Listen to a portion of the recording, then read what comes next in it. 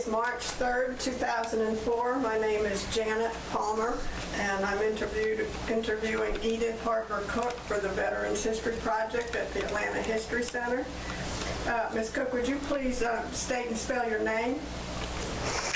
My current name is Edith Harper Cook. Mrs. Earl Cook. You want me to look at you? Yes. Okay. What is your date of birth and place and date of birth? I was born on April the 29th, 1918 in Atlanta, Georgia. And what branch of the service were you in? I was in the Women's Army Corps in World War II. And what rank did you attain? I was first, of course, a second lieutenant, first lieutenant, and a captain. And what was your unit?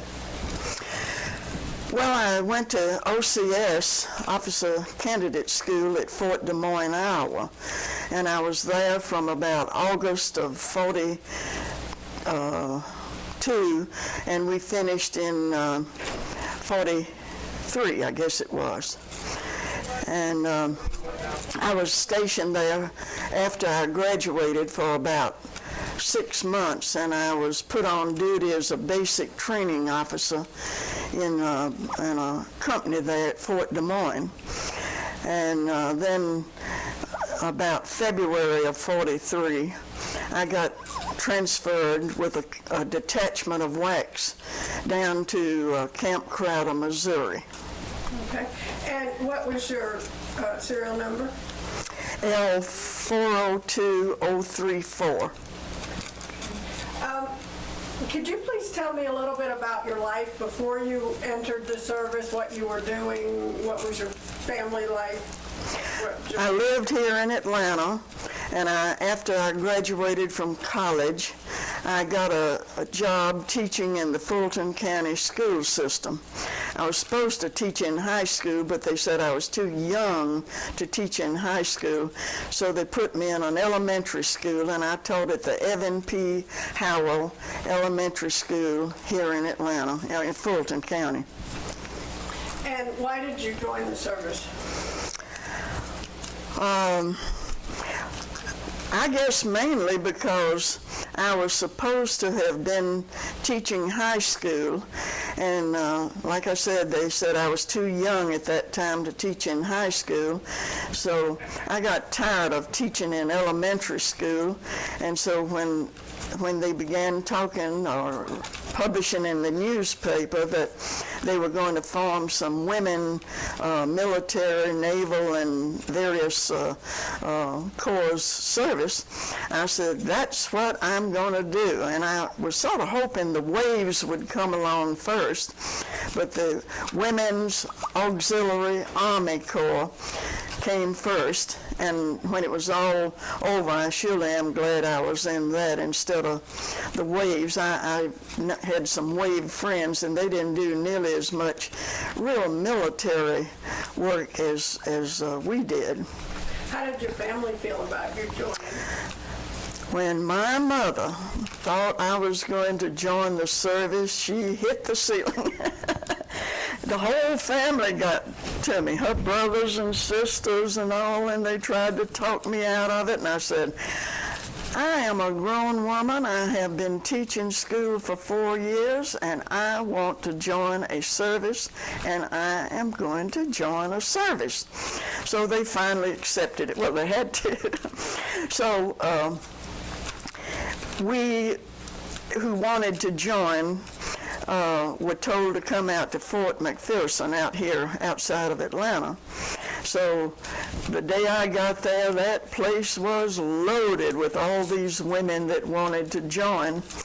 So they finally got to each one of us and asked a few questions, and then they said, well, it'd be a while maybe before they could say whether we were accepted or not. So I went out of town, and while I was out of town, I got a telegram saying that Fort McPherson wants you to report there for further questioning. So I came back to Atlanta and went out to Fort Mac and a whole group of us that had met each other when we were trying to get in were called one by one and questioned, and then they told us again that they would let us know the situation when they decided. So I went out of town again, and while I was gone, I got a telegram saying that I had been accepted and to report for duty in August. That was August of 42, I guess. 42, yes. Did any of your friends join, or were you? No. You did it by yourself? At that time, I did not know any of the women that were out at Fort Mac joining the same time I did. But when we got our orders, we were told to report to the Union Station in Atlanta to catch a certain train that would be going to Fort Des Moines, Iowa. And while we were waiting for the train, all of a sudden my mother says, "Do you have a will?" And I said, "A what?" She said, "A will." I said, "No." So with that, she looked around and she called a lawyer that we knew over, and he quickly wrote a will for me. And so I don't know what I had to leave, but anyway, I wrote a will. So with that, all of us got on the train, and we went on the train to Chicago, and by then we were all real good friends. It was a whole carload of women going to Fort Des Moines. And then when we got to Chicago, we changed trains and went from there to Des Moines. And we were met by the Army and put on buses and taken to Fort Des Moines. And do you remember arriving there, how you felt? Oh, yes, and of course I was in my mind comparing it to Fort McPherson here in Atlanta, and it looked a lot like it. It had a big parade ground, and it had officers' quarters on one side and barracks on the other. So we got assigned to barracks, and we were way down at the end of the field in a real nice barracks, and some of us happened to be sent up on second floor, and that room was filled with these army cots, one after the other, and then there was a little closet that they had improvised that we could put our personal belongings in, and they had also told us to bring a trunk so that anything that we didn't have to use or anything that we could put in the trunks, and we kept some of our clothes and belongings in trunks at the foot of our cots. How was the basic training? It was very interesting. Every morning at Reveille, which came awfully early, we would march off to breakfast, and then we'd come back, and then we would be marched to various classes. We had all kinds of classes in military things so that we'd understand what the Army was all about. Was it a very rigorous, lot of exercise, Oh yes, we had to have exercise and attend classes, and like I said, we had Army officers, male Army officers, as our captain and lieutenants, and we could tell those men didn't particularly like to be stationed where they were training women. Now, were you the first group that was? No, I was in the 5th OCS, but there was a colonel in charge of the Fort Des Moines, and then all these men, officers, majors, captains, lieutenants, and all trained us. But after a while, they loosened up, and they decided we weren't too bad. And so after enough women had been trained to be officers, then they began releasing those men for, real Army duties somewhere, maybe go overseas. Were there men stationed at the same? Oh, not at that time, unless they were training us. the colonel, of course, lived there, and all of the men at that time who were training us. But once, by then we were in the 5th OCS, and there were a lot of women officers by then, and they promoted them pretty fast. And so when I graduated, several friends and I were moved over to officers' quarters across the parade ground, and then every morning we'd get up and go to our duties over with the basic training people.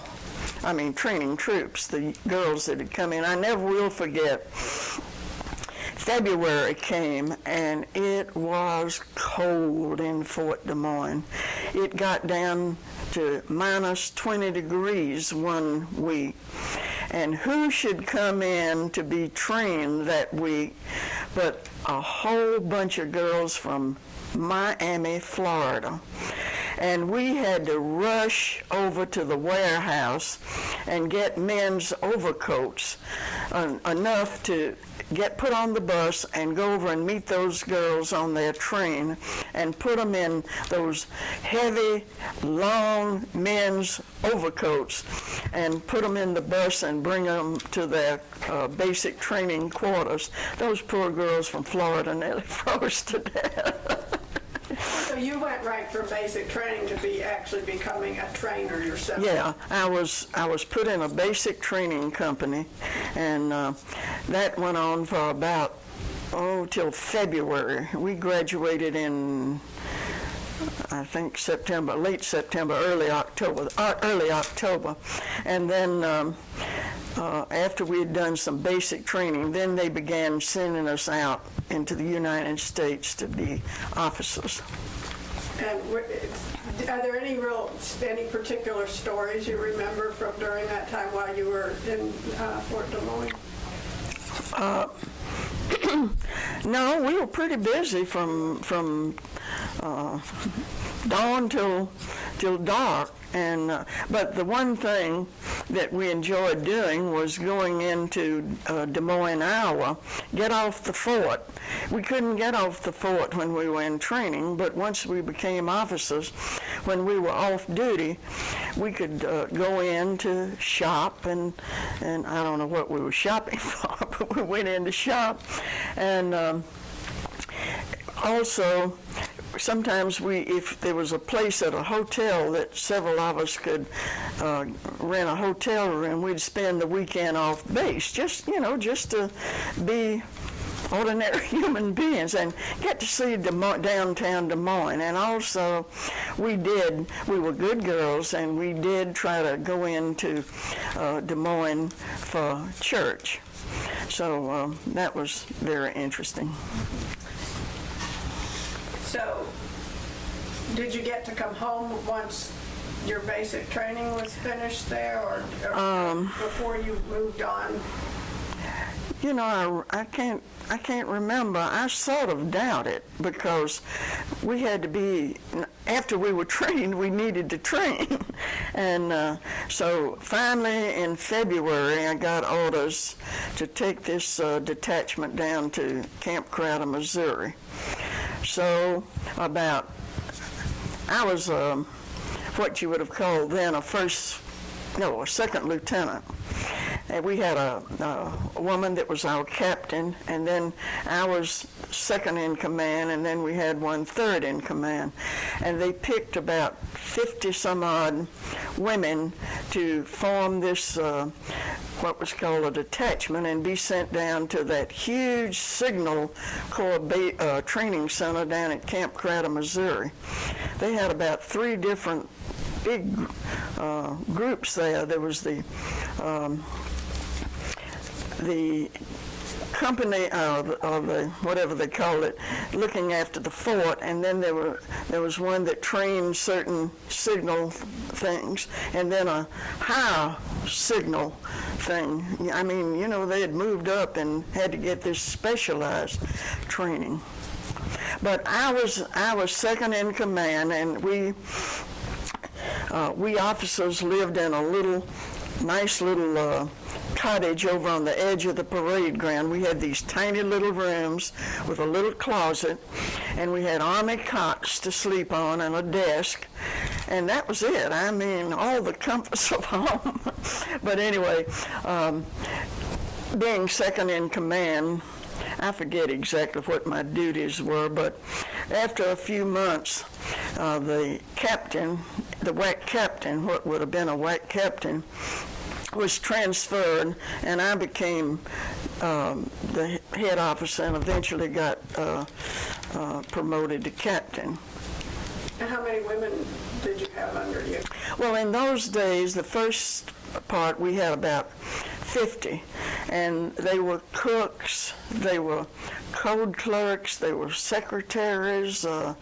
One even was based over in the pigeons section, and she was in charge of looking after the pigeons during the daytime, and sometimes they would put messages on a pigeon and send the pigeon somewhere to give a message, and I had to go over and see that. I couldn't believe one of my women was looking after a bunch of pigeons. And then, like I said, we had our own mess hall, our own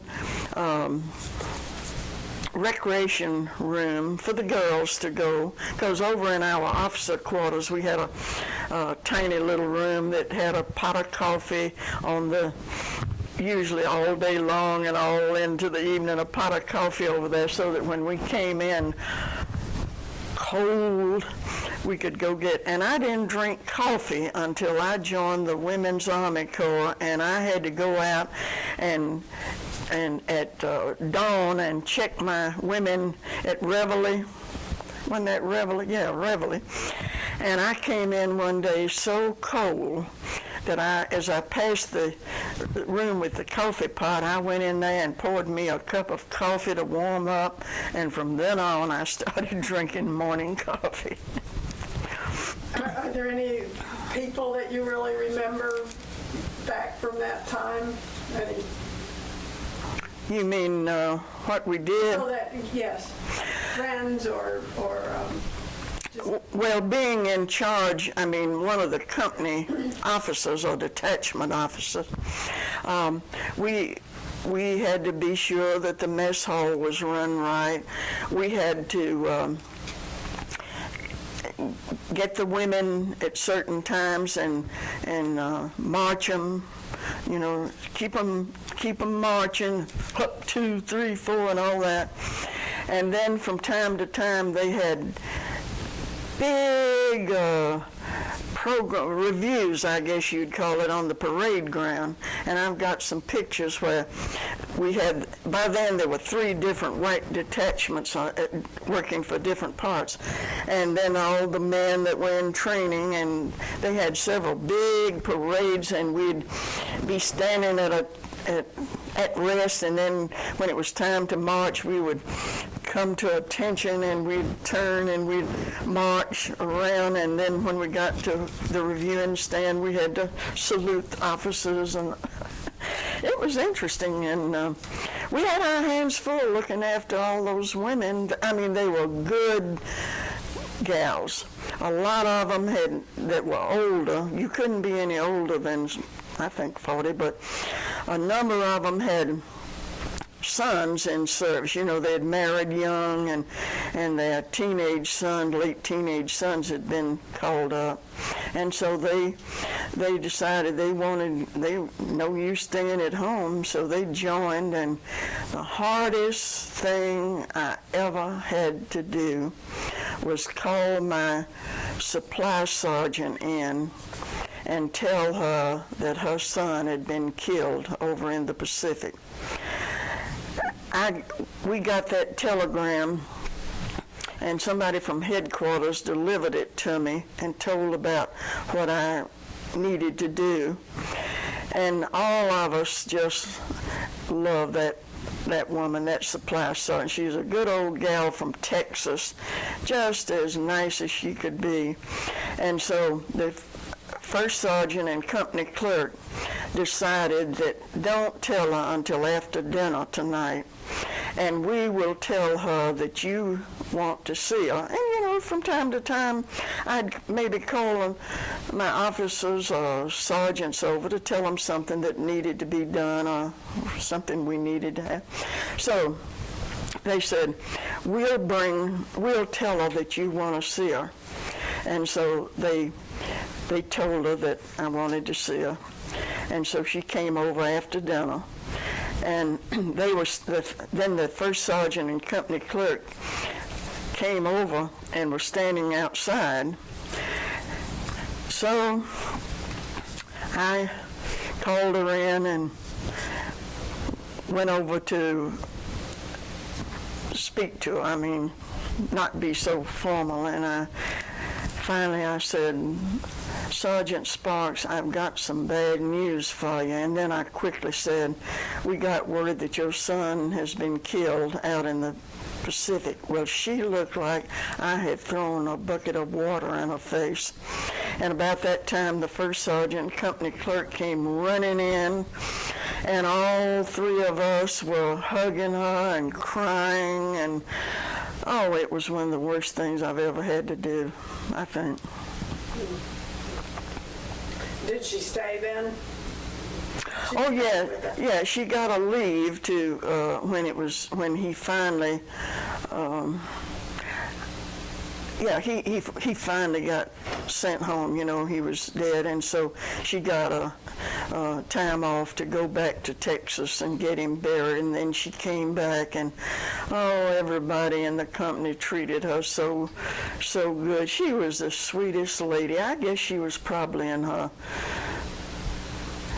at the end of the age bracket that you could join the service, near 40. But we did love Sergeant Sparks.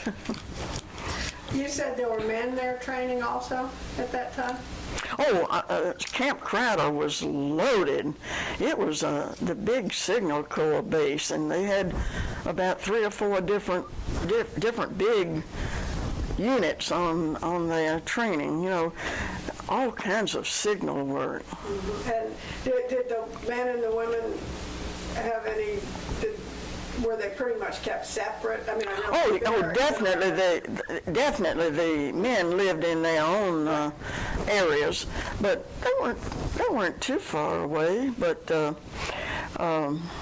never have get-togethers or anything where there was? Yeah, some of them dated each other. You know, that was fine to have those gals there that some of those men could date. And of course, there were some officers that officers dated when we wanted to go over to the officers club. They had a very nice officers club, and they had dining room over there. They had a dance floor.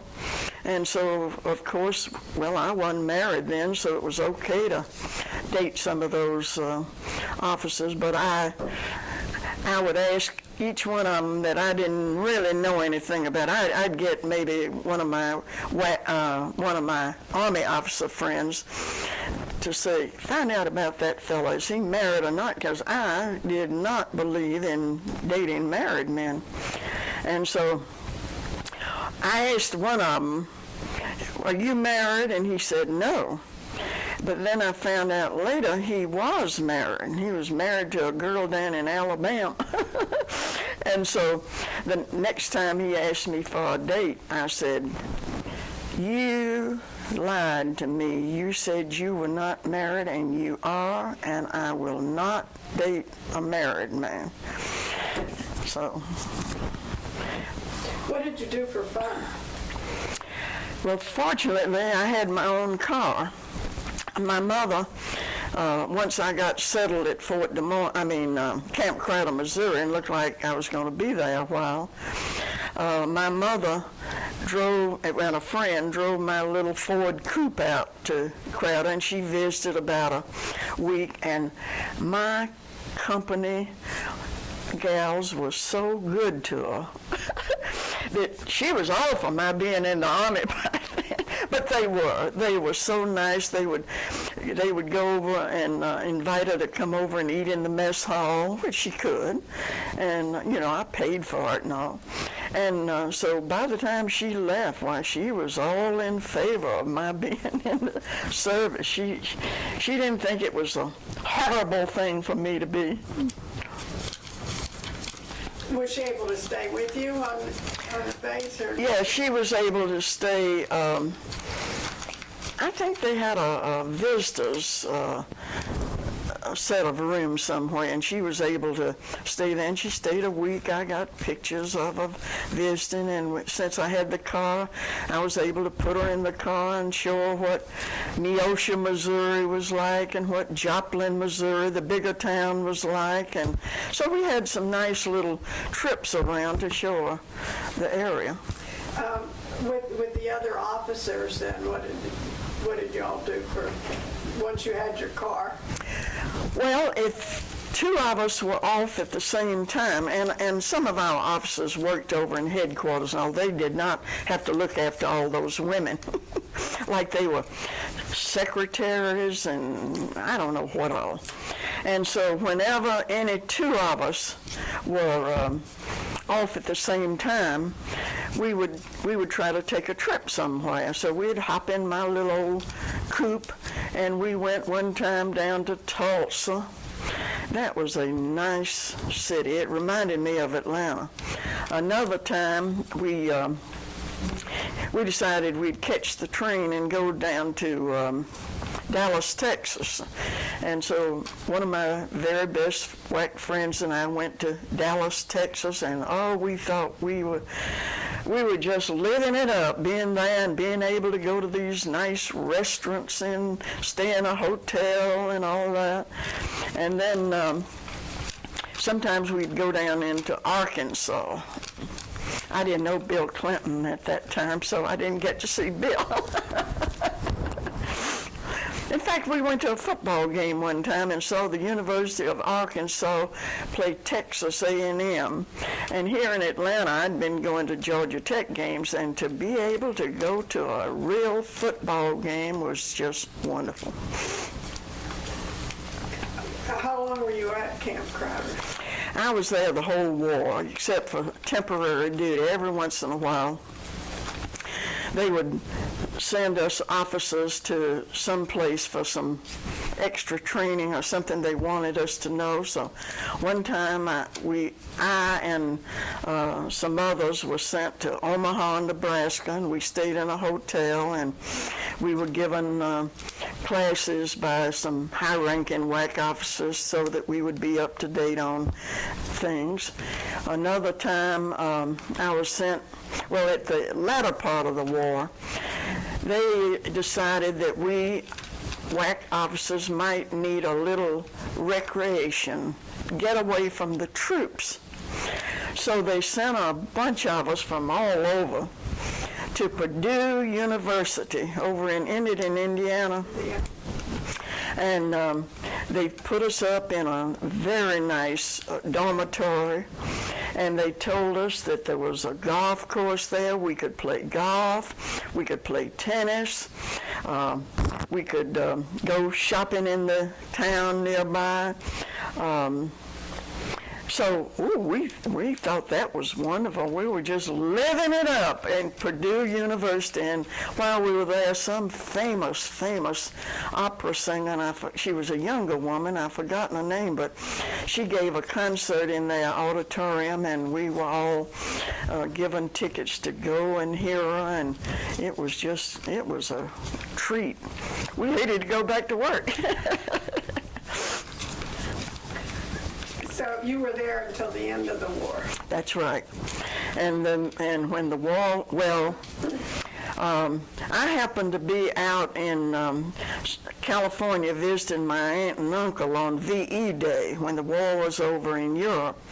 And so my aunt and I got on the train and went down to San Francisco. She lived up near Sacramento. We went down there and attended the big parade down Market Street. And I was so excited that the war in Europe was over. You know, by then, I think all of us were beginning to be ready to go home. Not that we weren't enjoying life and feeling like we were doing something good, but, you know, we were ready to go. So then I was at Crowder when the war was over in the Pacific. And the minute word got out that, headquarters heard it, they made us all stay on the fort. We could not, Camp Crowder, we could not leave. We had to stay there so many days because I think they didn't want everybody going out and hooping it up in nearby cities. So I remember the day just as well when they announced to us on the PA system that the war was officially over. And in some ways, like I said, we were glad. In some, we realized, well, this is it. We won't see these friends again as civilians. Oh, so that's it. Are there any other stories or anything that you wanted to talk about while you were in the service? No, I think that pretty much covers it. Of course, we had to wait until all of the women in our detachment had been released from service, and finally in the month of May, I was able to be released from service, and they sent me, instead of sending me back to Atlanta to Fort Mack where I'd come in, they sent me to Fort Bragg, North Carolina. So I knew the day was coming that we'd be out. So at Christmas time, I drove my little car back to Atlanta. I took a friend that was from Georgia, and we got in my little Ford coupe, and we drove from Camp Crowder to Atlanta, and I spent Christmas holidays at home. First time I'd been home the whole war, for Christmas. And so then I got on the train, went back to Camp Crowder to await the time that they released me. And when they released me, I caught the train and went through Atlanta and changed trains and went to Fort Bragg, North Carolina, where I stayed a few days while I had to go through all this separation from the service. And then once I got separated, I caught the train and went back to Atlanta. And while I was in service, we found out, well, this was during the last year, some of us found out that there was a little private airport at Carthage, Missouri, and several of us decided, let's go over and see if we could take flying lessons. So several of us got in my little old coupe, and we went over to Carthage, Missouri, which was about 10 or 15 miles from Camp Crowder. And this man that was been 4F and he couldn't be in the Army, he was running this little airport, and so he could give flying lessons. So about 3 or 4 of us would go over there and take flying, and so I finally got my private pilot's license. Well, I did not tell my mother and family back in Atlanta what I was doing because it would have scared them to death. So when I had gotten my license, I wrote a letter to my mother to tell her what I'd done, but I disguised it a little bit, and I didn't come right out and say I was taking flying lessons or I had a private pilot's license, but I don't remember what I wrote. But anyway, that night after she had received my letter, I got this long-distance phone call from Atlanta, and you didn't call long distance in those days. And when I got on the phone, she says, "Young lady, what do you mean running off and getting married?" And I said, "What?" She said, you said, "I got your letter, and you run off and got married." I said, "Mother, how in the world you think that?" And I said, "I have been taking flying lessons, and I am now a pilot." I wish I had the letter. I'd give anything to know how she had interpreted that. Well, she was very relieved, but she wasn't happy over my being a pilot.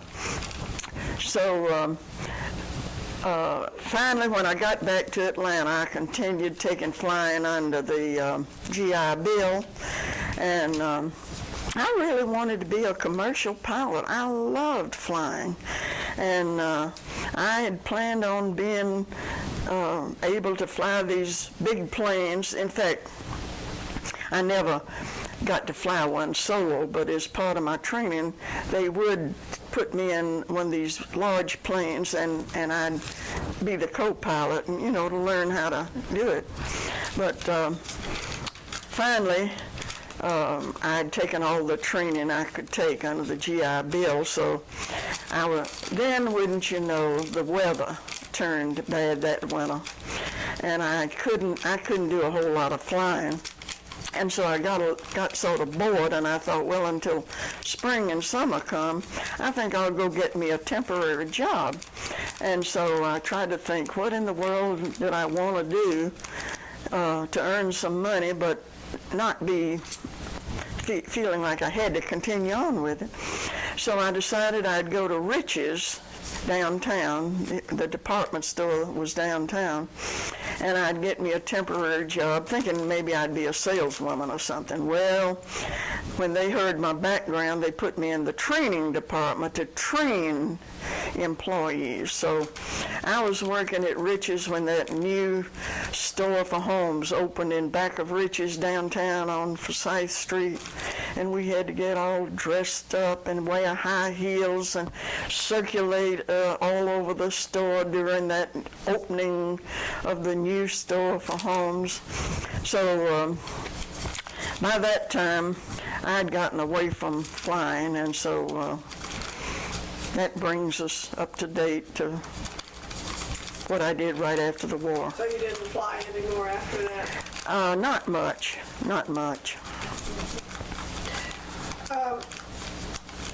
Did you keep in touch with people that you knew when you were in the service, or Oh, yes. any groups? Oh, yes. For years, some of us officers and enlisted women would keep in touch. Like I like to keep in touch with my first sergeant and my company clerk, and that lady from Texas whose son I had to tell had died.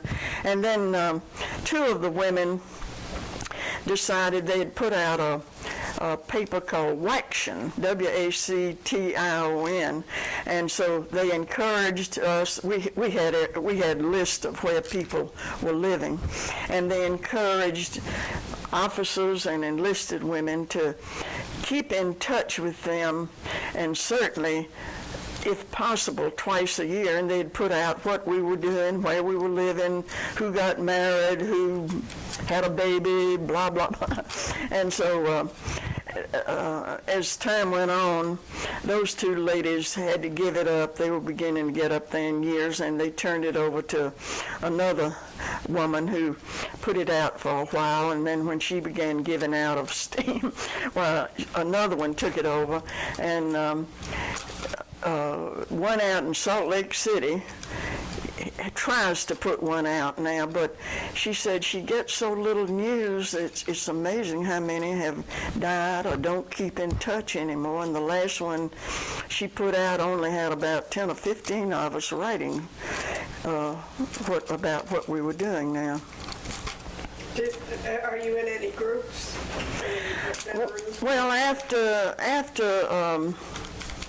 the war, somebody tried to start a veterans group here in Atlanta, and so of course I joined it, and we met a few times, and we had dinner, and one time we even took part in a parade. I mean, these were women that had been in the wax waves, Marines and all, but they began getting married, or if they were married, having babies and all, so it sort of fizzled out. And by then, we got transferred. I had married, and we got transferred out of Atlanta, so sort of lost contact. But there are three of my friends that I still keep in touch with that were in my OCS class. How do you think being in the service has affected your life? How do I think it's affected it? How has it changed? Do you feel like it changed your life? Well, yes, because I got out of school teaching because I was not teaching what I was trained to teach. Of course, when I came back, I decided that I ought to substitute teaching, maybe go on back into teaching. But when I married, I didn't want to get tied down full time, so I did some filling in when they needed a teacher somewhere. I'd go and teach, and then Earl and I got transferred to Valdosta, Georgia, so that took care of that. And we did, wait a minute, thank goodness we did have our first child while we were still living in Atlanta. He was with Southern Bell, and I had our first daughter. And then we moved to Valdosta. And while we were living in Valdosta, which I liked fine when I got used to it, it was very different moving down to South Georgia, and in those days we didn't have air conditioning, and it could be hot down there in South Georgia. But when I was pregnant with our second child, I said, I am not going to have her in Valdosta. I'm going to have her in Atlanta. So several weeks before my second child was due, I came up to Atlanta and stayed with my mother. And thank goodness, Marilyn was born in Atlanta, down at the maternity center at, what's the one downtown now, that hospital? Crawford Lawn. Crawford Lawn, yeah. Is there anything that you wanted to talk about that we haven't gone over? I think we've covered the waterfront, haven't we? Thank you so much for coming. Well, I've enjoyed talking to you and telling you how I won the war. You think that's okay? Mm-hmm.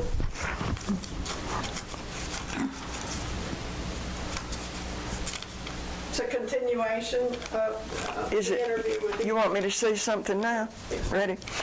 I am so glad that I joined the Army in World War II. I would have been, I think, happy in any of the services, but I really believe I got more of a military experience being in the Army. And so it taught me to stand on my own 2 feet and get along in this here world. So it was really a wonderful experience. That was something real different for women to be doing, I guess. Yes. For women to be getting out.